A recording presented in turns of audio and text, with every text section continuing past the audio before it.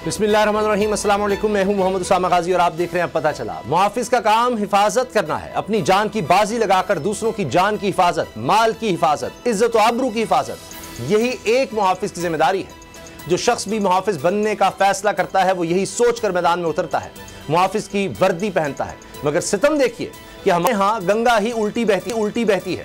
यहाँ जो जिसका काम है, जिसके लिए रखा जाता है, उसके लिए वही सबसे बड़ा खतरा बनकर सामने आता है। ये वारदात जो मैं आपसे शेयर करने जा रहा हूं, ये है तो कराची की, मगर सच पूछिए तो यही पूरे पाकिस्तान का नौहा है।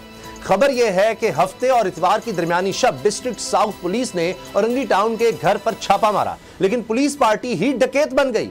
2 करोड़ रुपए और 60 से 70 तोले सोना लूट कर फरार हो गई।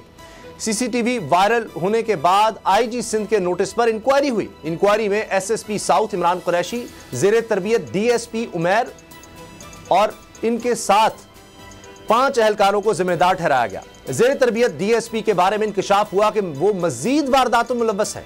इससे लगता है जैसे उसे तरबियत ही डकैतियों की दी जा रही थी। अब इन अफसरान और एहलकारों के खिलाफ क्या कार्रवाई होती है, ये बड़ा अहम होगा। पाकिस्तान की बात करें तो मुल्क के लिए इस वक्त सबसे अहम इंतखाबात के इनेकाद है। सियासी महाज पर नून लीग पकड़ाई नहीं दे रही। इलेक्टेबल्स की शमूलियत, इत्तेहाद, सीट एडजस्टमेंट, हर जगह नून लीग मुतहरिक नजर आती है। राना सनाउल्लाह तो अक्सरियती हुकूमत का दावा करते हुए हुकूमत साजी का प्लान भी दे चुके हैं, जबकि बिलावल बुजुर्ग और नौजवान सियासतदानों का बयानिया बनाने की कोशिश में है।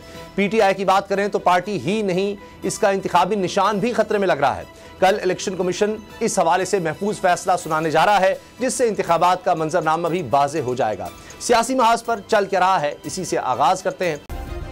सब्सक्राइब करें और बेल दबाएं ताकि कोई खबर रह न जाए।